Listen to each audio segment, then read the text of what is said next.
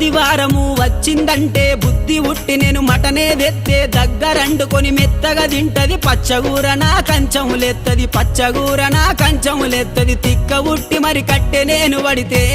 నా ముత్తుల పెళ్ళము తల్లి గారి బాట పడతదమ్మా నా రంకుల పెళ్ళము వద్దంటే వినవే ఓయమ్మా నా ముత్తుల పెళ్ళమా మంకు పడితే మానవే ఓయమ్మా నా రంకుల పెళ్ళమా